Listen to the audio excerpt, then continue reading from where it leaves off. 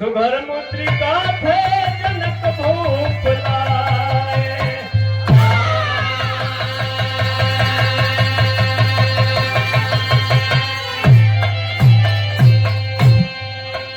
तो सर्वस्त्र पावन त्रिवेणी में देकर चूड़ा मणि थे वशिष्ठ जिलाए। समंतक मणि के लिए द्वारिका में अनायास मोहन कलंकी कहाए।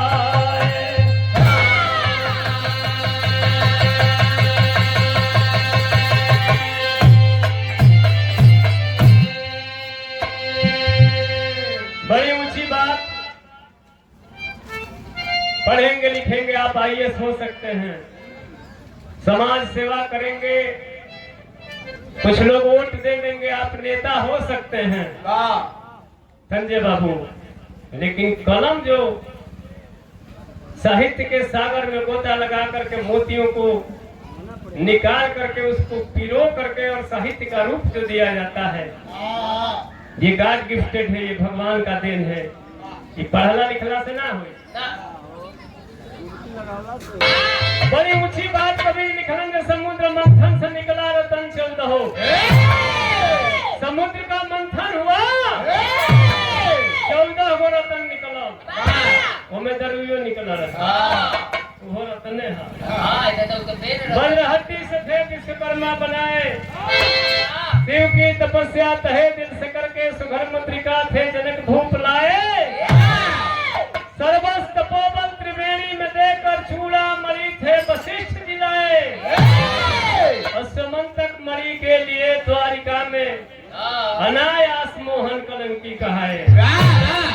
कलंक लागल यही कुल के खातिर भगवान कृष्ण के। ये वो भगवान हवन जौन कालिया नाग के कपार पर मस्तक पर ओकरा फोन पर चढ़ के नृत्य कैले हुआ।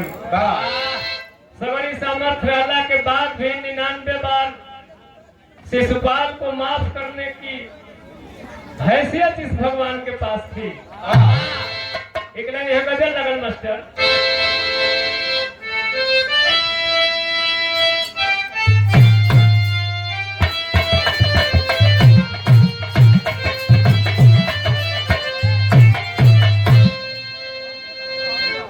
गजल बाकी अल्लाह ये अदा कैसी है इन हसीनों में।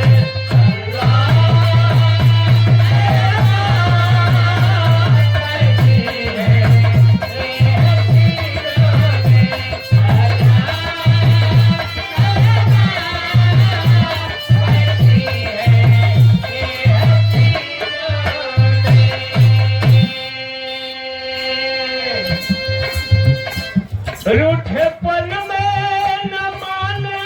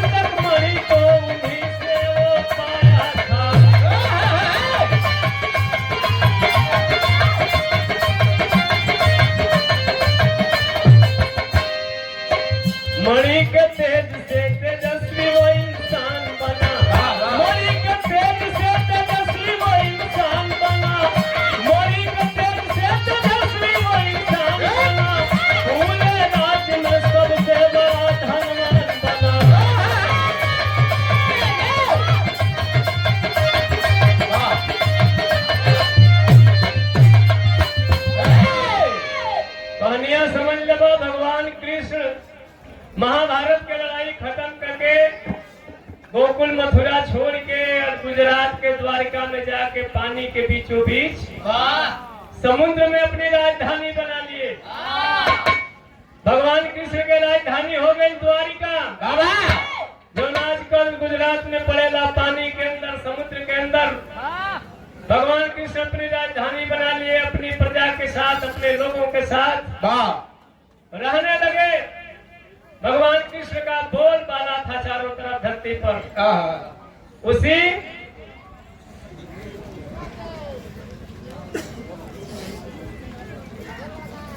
उसी द्वारिका में, उसी भगवान कृष्ण के दरबार में, उसी भगवान कृष्ण के राज दरबार में, उन्हीं के राज्य में सतराजित नाम का एक नौजवान था। भगवान सूर्य की उपासना किया। अब हमने का छठी मैया के व्रत कहीं नहीं है जा, असली पूजाई है हम। जौना में ना कोनो धार्मिक नारा लगी, ना केहू से केहू चंदा मांगी, ना कोनो रंगदारी हुई। सब अपना रुपया पैसा से अपन कुछ फल फूल कीन के। कहा मालिक कहानी से ध्यान आपका न भटके। भगवान कृष्ण के दरबार में सतराजित नाम का नौजवान था। भगवान सूर्यदेव की उपासना किया। भगवान सूर्यदेव प्रसन्न हुए। सतराजित वरदान मांग लो, हाथ जोड़ के कलश भगवान जौन मन करे तौनते तो मांगे खातिर कुछ भी तपस्या न कैले हैं। भगवान सूर्य ने एक माला, एक मणि दिया सतराजित को। वो मणिया चमकत दिने में, जिंगा शीशा पर जाला, धूप को आंखी पर चमकेला। भगवान सूर्य के दिहल मणि है। जब सूर्य भगवान इतना चमकेला, वैसे ही वो मनवा चमकता। उस मणि की विशेषता है 24 घंटा में 1.25 किलो सोना उगली। विचार करें, जौन आदमी के एक दिन में 1.25 किलो सोना मिले। हालांकि एक भरी सोना के दाम कितना हो गई बा, बाप रे दादा। पहले सोचा था आदमी हम तने एगो मोटकी सिकड़ी बनवा ली, एगो हाथवा में पहन लेता हूँ, हमहू पहन लेते हूँ। लेकिन अब 1.25 लाख 1.5 लाख चल गए। वो मणि के विशेषता है 24 घंटे में 1.25 किलो सोना उगली। हाहाकार मच गया भगवान कृष्ण के पूरे राज्य में।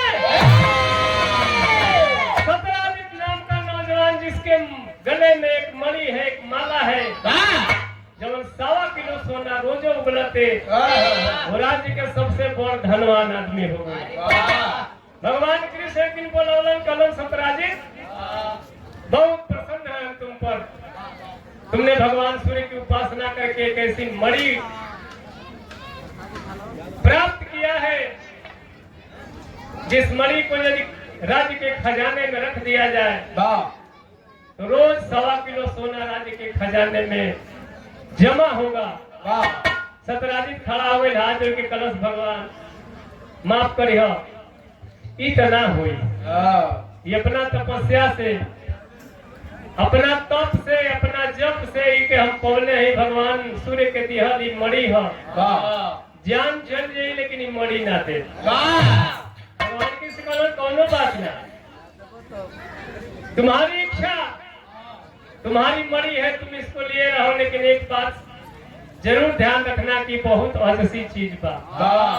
जौन माला से 1.25 किलो सोना रोज उत्पन्न होता, एक संभाल के रखी है, जान के खतरा भी उत्पन्न कर सके। भगवान कृष्ण ही ना कहना दे, ना दे तब तारा घर को कुल बजर से तारे को उजाड़ बसा दिए। भगवान कृष्ण ने कहा कोई बात नहीं सतराजित, इस माला को पहनो जाओ, लेकिन सजग रहना, सचेत रहना। माला पहनले सतराजित भगवान कृष्ण के दरबार से चलते हलस। धीरे धीरे कुछ दिन बीतल, बिरहा में एक लाइन तक लगल मास्टर।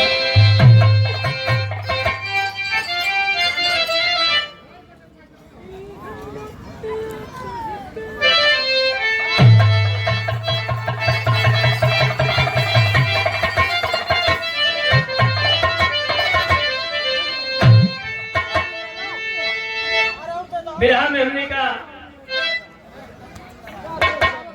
एक इतनी उठा के गोइया का बस।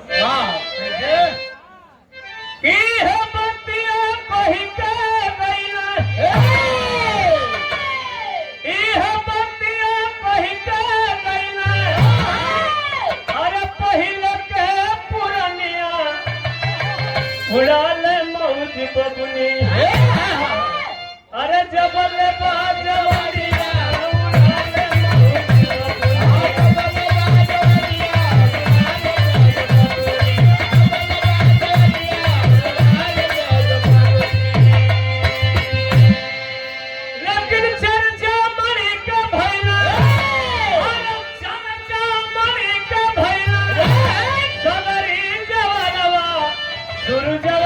ज्योति जैसे अरे आभाया परवा सुरजवा के ज्योति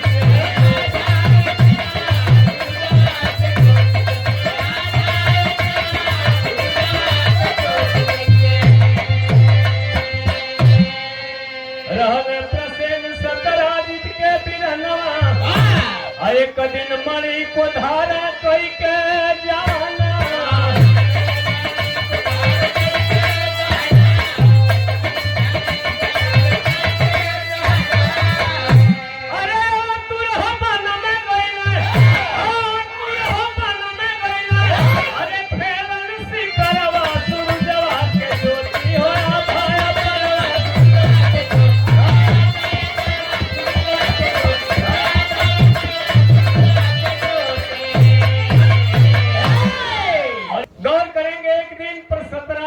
छोट भाई प्रसेनजीत देखबे करेला गांव में आजकल के नया नया का लइकन के कोनो से हदिया बुलेट लेके आ जाई चाहे स्कॉर्पियो लेके ले आ जाई तो पानी उनी पिए के दे के चाय वो पिए के दे के अच्छा पिया काल में तेल चबिया दो तनी गौवा के एक चक्कर लगा दी लोग जानो जे हम कुछ होई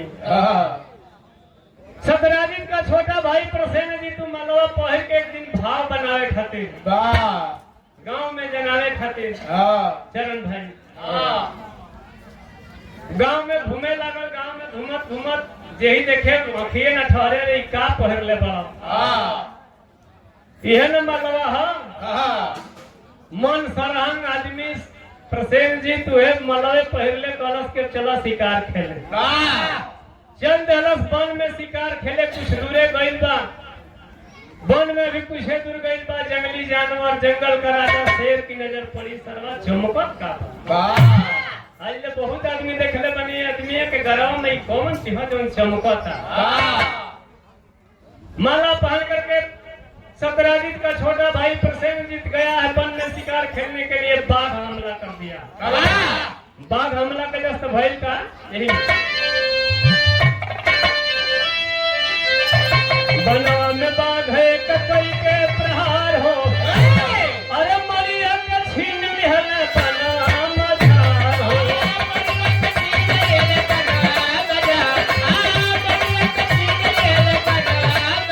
अरे पहुंचा जामवंत दबले पहुंचा जामवंत दबले यह जंगी सुधरवा सुरजवा के ज्योति में आभाया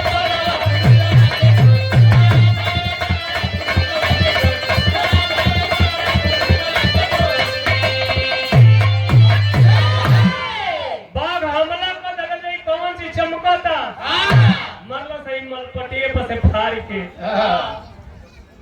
हत्या करके प्रसेनजीत की उस माला को मुंह में दबा करके अब बाघवा सोचा था ये बाघ नहीं जो चमकत रहल का हो बाघ का मालूम बजे का हो धोखा गईला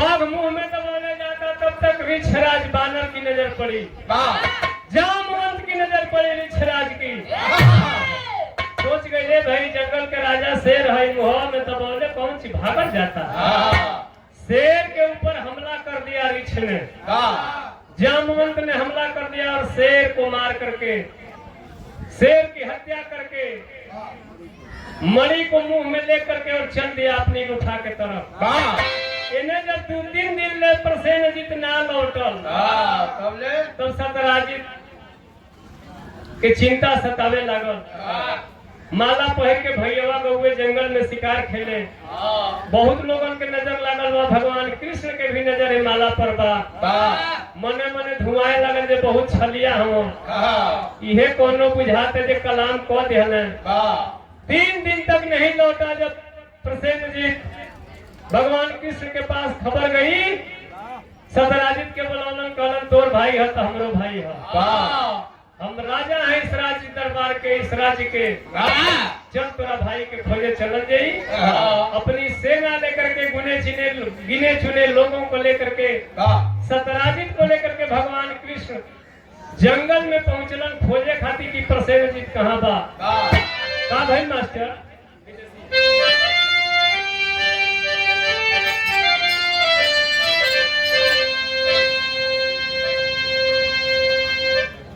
बड़ा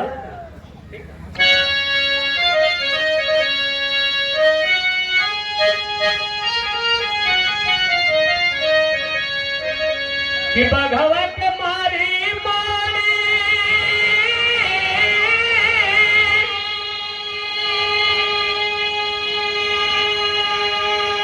ए बाबू जमवंत रखोले हो,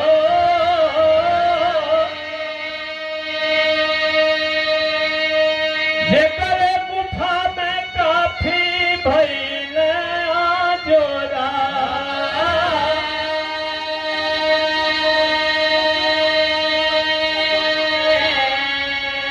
यह लौटना प्रसन्न जब अभी तक कई दिन हो, तमरी के कलंक लागल मोहन के कपड़ा,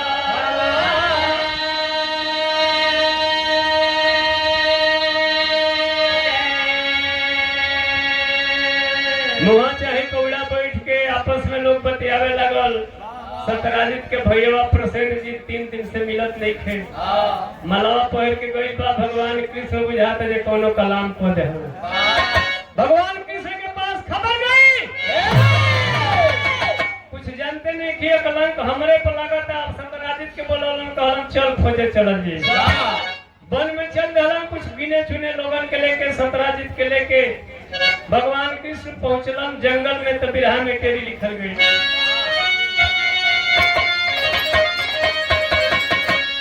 ए भैया मर्यादा कैसे दाव पर लगी, अरे मरी को लगे तला से बीच बन में कान्हा,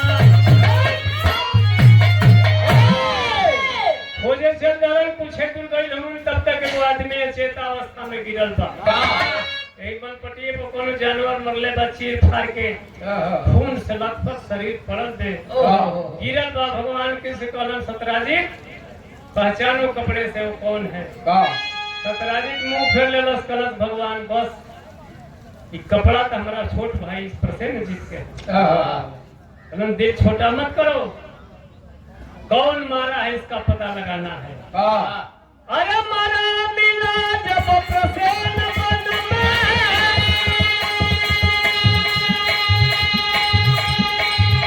दबाया कहो गए मदन मुरा,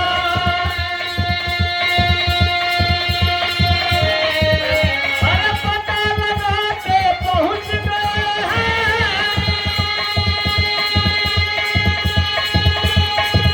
वही जामवंत की गुफा मझा, अरे मधुसूदन जब गुफा पे पहुंचे, सबरी छराज बानर उस पार, अरे सतत दुख कान्हा से डट कर, सतत दुख कान्हा से डट कर, 21 दिन तक दिया जुझाए।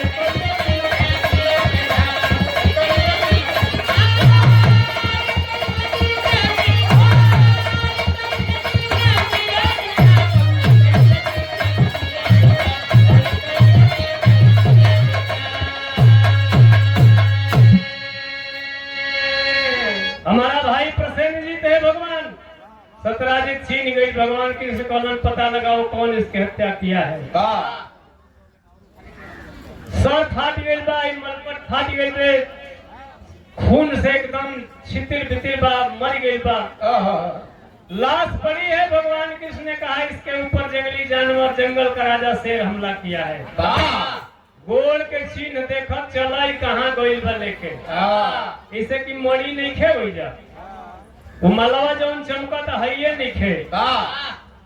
बाघ के पांव के निशान को पकड़ते हुए भगवान कृष्ण कुछ दूरी पर गए।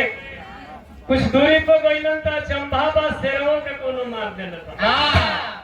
शेर की भी हत्या कर दी गई है। शेर भी मरा पड़ा है। भगवान कृष्ण ने कहा कौन बहादुर हो गई जो शेर के भी मार दे। यहाँ से कौन जो गोड़ के चिन्ह देख के चला, गोड़ के चिन्ह पकड़त पकड़त पहुंचल लोग गुफा में अंदर पहाड़ के कंदरा में। दीने में जोर भइल बा, दीने में जोर भइल बा। मरी के वो माला के प्रकाश से भगवान कृष्ण ने कहा इसी गुफा के अंदर मरी है। ये दो धीरे धीरे समय बीते लगल। बाघ के भी कोनो मार दे बा। बाघ के बाद गोल के चीज पकड़त भगवान कृष्ण पहुंचलन और पहाड़ के कंदरा में पातरे वो गुफा बा जाना के अंदर प्रकाश फैलल लोग बुझाता जे मर करी जरता। भगवान कृष्ण ने कहा इसी गुफा के अंदर मरी है। के चली हमारा संगे? जाओ पीछे। मैं जना के पैर ढीला हो गए। सतराजित कहलन जे हमर भाई है त का है, लेकिन इतना संकेत जगह में है। हम ना जाए दादा काजनों में का होई ना होई शंकर जी घुसत रहे। कैसन आदमी चाहे जानवर होई जौन बाघ के भी मार दे बा। भगवान कृष्ण ने कहा कोई नहीं जाएगा, हम जाएंगे, लेकिन शर्त है जब तक लौटेंगे नहीं तब तक तो आप लोग यही गुफा के मुंह पर यही हमारा इंतजार करिए लो। भगवान कृष्ण गुफा में ढूक गए। गुफा में ढुकत ढुकत कुछ दूर गए। उन्हें से जब आदमी की आवाज सुनला तो जामुन दहाड़ करके बोला कौन है? भगवान कृष्ण ने कहा परिचय जानना चाहते हो तो सामने आओ। भगवान कृष्ण में जामवंत में लड़ाई होने लगा। लिखल गई हमने के किताबी में, वेद में, ग्रंथ में। एक दो दिन ना लगातार 21 दिन तक जामवंत और भगवान कृष्ण के बीच युद्ध हुआ। न भगवान कृष्ण पीछे हटता न जामवंत पीछे हटता। 21 दिन में जब लगातार लड़ाई भई, इन्हें गुफा पर ताकत ताकत कोई जना लोग गैस आ गई बा। कितने जना भूखी ने, कितने जना प्यास ने गिर गई बा लोग। इन्हें लड़ाई गुफा के अंदर चल रहा थे। 21 दिन जब लड़ाई हुई, जामुन समझ गए कोई साधारण आदमी नहीं है। ये कोई साधारण मनुष्य नहीं है, ये जरूर कोई अवतारी पुरुष है। वरना एगो आदमी के तो 2 मिनट लगबे करेला हमरा। ये 21 दिन हो गई लड़ाई लड़त। बिहाने के लिए तरज बा मास्टर।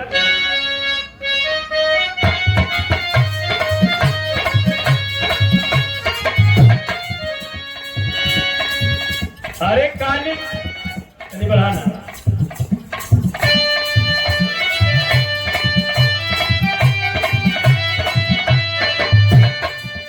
अरे काली तेरी छोटी है परिंदा तेरा लाल।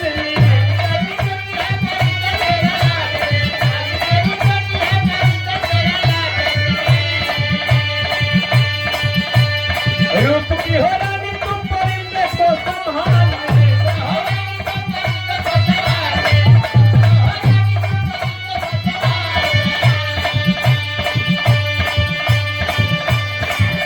अरे किसी मन से लेकर हाँ किसी मन से लेकर तुझ पे आ गया जो दिल होगी बड़ी मुश्किल।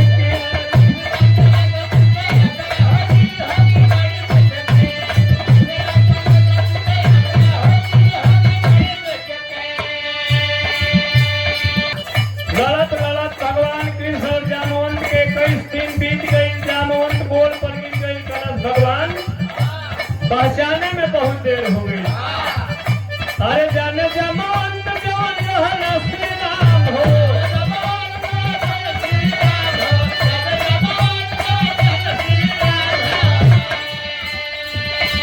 द्वापर जुगवा में ओहे भइल घनश्याम हो।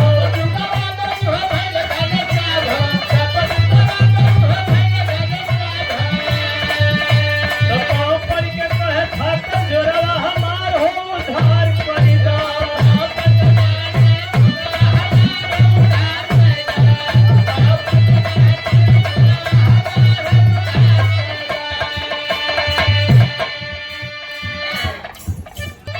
जामवंत भगवान कृष्ण की लड़ाई हो रही है। जान गया जामवंत ये कोई अवतारी पुरुष है। मन परल कहा था भगवान राम ने द्वापर में हमारी और तुम्हारी मुलाकात होगी। गोल पर गिर गई कलश भगवान चिन्हे में बहुत देरी हो गई। हमके माफ कर दे भगवान कृष्ण ने कहा। माफ क्या करना है, भक्तों से बड़ा भगवान से बड़ा भक्त होता है। कुछ वरदान मांगना हो तो मांग ले। जामवंत कलश का मांगो तो मिल जाए। भगवान कृष्ण कहना के काम मिले। दुनिया के जवन की मांगते खुला दरबार राज मिल जाए। कहाँ मंगले बजा मोहन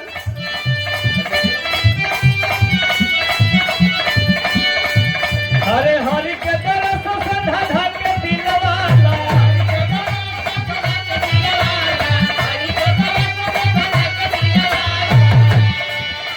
हमारी सहितिया अपन जामवंती बाला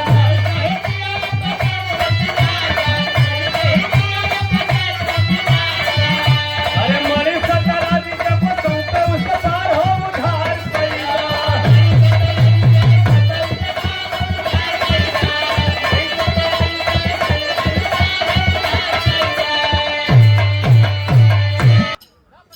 जामवंत भगवान कृष्ण के पैर पर गिर गया। भगवान जौन मांगो तो मिल जाए। भगवान को हम मांग पूर्वक जौन मांगो तो जामवंत कलश हमारी एक बेटी है जामवंती जो सयानी हो गई है। तारा से निमन लड़का कहाँ खोजे जाए। देना चाहते हैं तो हमारी बेटी का हाथ पकड़ लीजिए। उसके मांग में सिंदूर डाल दीजिए। वचन हार गए थे भगवान कृष्ण ने कहा ठीक है जामवंती को बुलाओ। जामवंती को से शादी करके भगवान कृष्ण ने कई सवा दिन मोरी सहित माला वाला ले ले जामवंती के ले ले। जब गेट पर ऊपर आता तो कुछ गोला गिर गई कुछ गोला पहरा ताना सारे 21 दिन हो गए।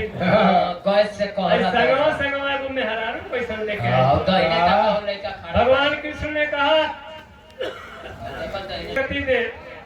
धीरे धीरे समय बीते लगल। गौर करेंगे जामवंती से शादी करके भगवान कृष्ण लेकर के माला सहित जब गुफा के बाहर आए कहे कि सतराजित यही माली है ना, यही माला है जो तुम्हारे भाई की हत्या करके जामवंत लेकर के आया था। 21 दिन लड़ाई करने के बाद इस मणि को इस माला को लेकर के और मैं आया हूँ। ये मणि अपनी वापस ले लो। सतराजित कलश से भगवान है सथवा में मेहरारू कैसन है। भगवान ने कहा हमने वचन हार गया था जामवंत से लड़ाई में और हमने जामवंती से शादी करके इसको अपनी अर्धांगिनी बना करके लेकर के आया हूँ।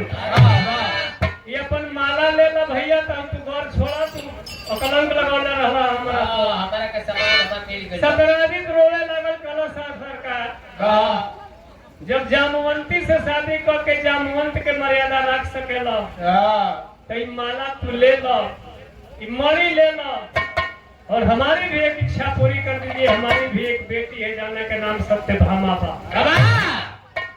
सत्यभामा से ब्याह कर लो, मणियों ले लो। भगवान कृष्ण ने कहा नहीं नहीं, मणि तुम अपने पास रखो, हम सत्यभामा से शादी जरूर कर लेंगे।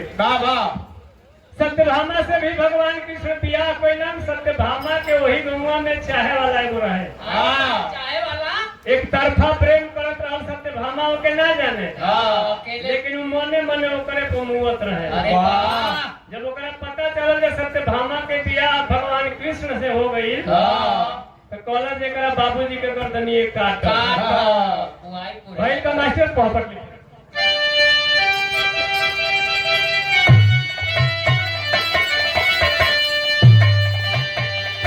अरे सत धनवा के मणि पर मोहन माना धोखाबाजी से। ए भैया सतराजित के मणि पर मोहन माना धोखाबाजी से। और सतराजित के कर डाले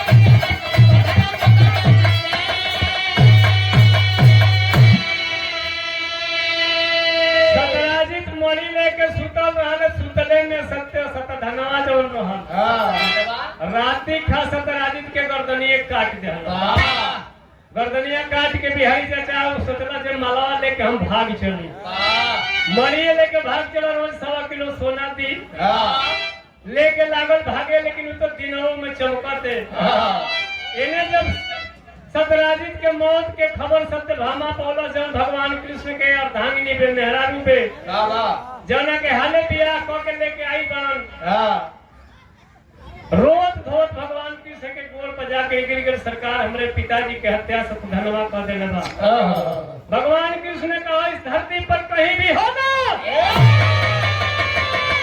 आकाश पाताल में कहीं भी होगा जिंदा नहीं बचेगा सत्यभामा रो मत अरे जान गया जब मुरली वाला तब लगी जिगर में आगी हो हर मरिया क्रूर को देते सत्यधनवा गई भागी हो जाकर छिपल मरी जाकर छिपल यही जनकपुर दर में नवा धोखा बारी से अक्षत्र से लेकर कटल हरी गर्दनवा धोखा बारी से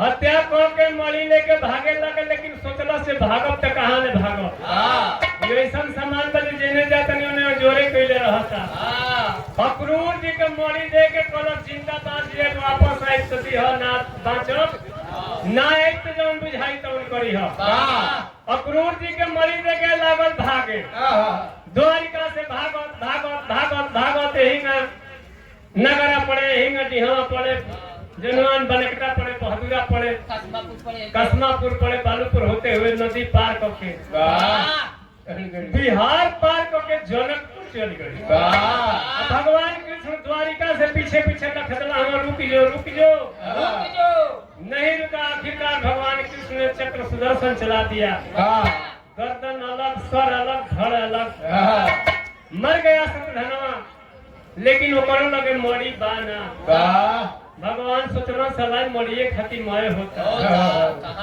अब मरिया बे कहाँ पता लगावे लगलन अपने गुप्तचर से पता चलल द्वारिका में क्रूर जी के लगे मरी बा पहुंचलन कहलन हो मरिया तोहरे लगे बा क्रूर जी कहवा हां हमरे लगे बा बतौला काहे ना कहना काहे बताई काहे खातिर बताई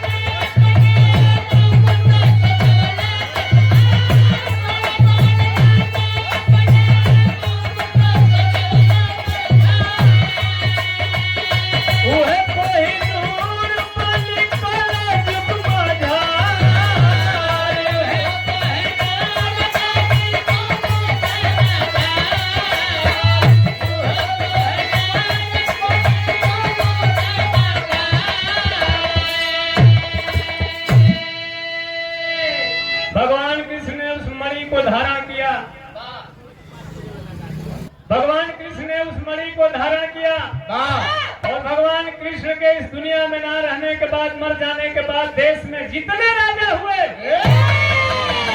जितने मुगल शासक हुए, जितने जब अंग्रेजों का शासन आया, तो महारानी लंदन की महारानी विक्टोरिया के मुकुट में उस मणि को सजाया गया। जाना के कलयुग में वो सोमंतक मणि के कोहिनूर कहल गई। अंग्रेज जब भारत को छोड़ करके जाने लगे तो अंग्रेज को लोहा, माटी, लकड़ी, गोबर, गोईठा लाद के ना लगे। अंग्रेज जब जाने लगे तो हिंदुस्तान से एक चीज लेकर के गए। बहुत कुछ दिया भी अंग्रेजों ने। अंग्रेज जौन पुल बना दे हमारा सहू बराबा, जौन कलेक्टरी बना दे हमारा सहू बराबा। अंग्रेजों ने इस देश में सबसे पहले जातीय जनगणना कराई हम लोगों की 1931 में। अंग्रेजों के जमाने में घूसखोरी कम थी, केहू के हिम्मत न रहे। पुलिस प्रशासन का इकबाल था, वो चौकीदार से लोग डरे पेशाब करते, तो एसपीओ से लोग लड़ जाता है। अंग्रेज जब जाने लगे तो हिंदुस्तान से कुछ चुनिंदा चीज लेकर के गए। अंग्रेज जब जाने लगे कहे हिंदुस्तान के लोगों भारत का संविधान लिख करके दे दो, हम भारत को मुक्त करके आजाद करके अपने देश लंदन जाना चाहते हैं। बाबा साहब डॉक्टर भीमराव अंबेडकर उनकी टीम ने भारत का संविधान लिख करके दिया। अंग्रेज जाने लगे, और जब अंग्रेज जाने लगे तो लोहा, पीतल, सोना, चांदी, माटी, लकड़ी, गोईठा, गोबर लाद के ना लगे ना सर, वो इस देश का कोहिनूर लेकर के गए। मणि और मुकुट जो भगवान कृष्ण के माथे पर कभी चमकती थी, उस कोहिनूर को लेकर के चले गए। 1 मिनट 5 मिनट और बैठी देता जी, क्या मामला है भाई भीषण भाई। आज भी भारत की सरकार चाहे प्रधानमंत्री कोई हो, लंदन से मांगता है कि हमारी मणि दे दो। कहाँ लेके गई ना अंग्रेज मास्टर?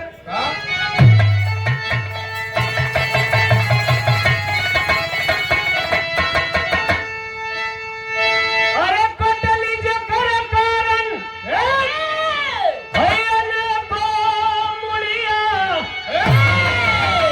तो बोली लंदन दर में ना समंतक मरिया।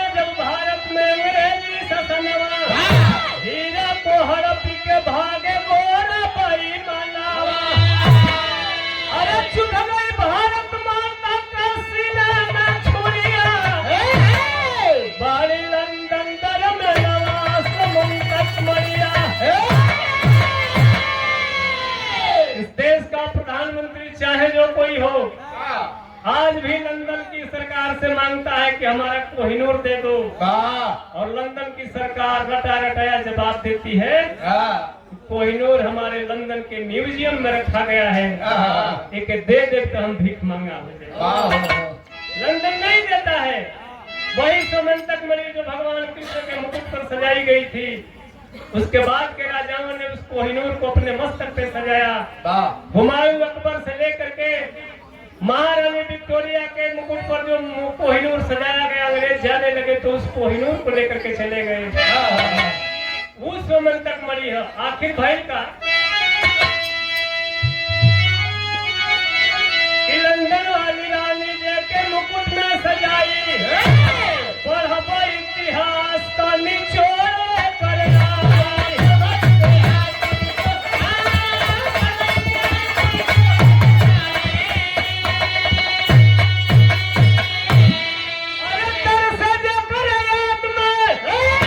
सोने की चिड़िया थोड़ी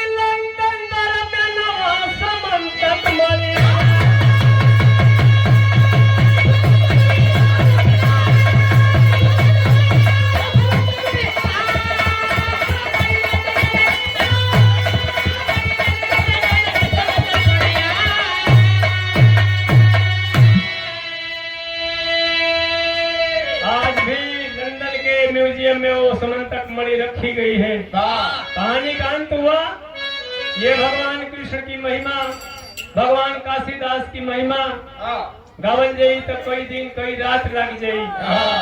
आपने इतने प्रेम से इस पूजा को संपन्न कराया, आपने सुना, इसके लिए आप सबका बहुत बहुत धन्यवाद।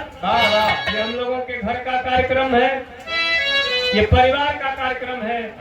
फिर कभी मौका मिला तो आप सबका आशीर्वाद मिलेगा। बहुत बहुत धन्यवाद। जय हिंद, जय भारत। मन बात करिए।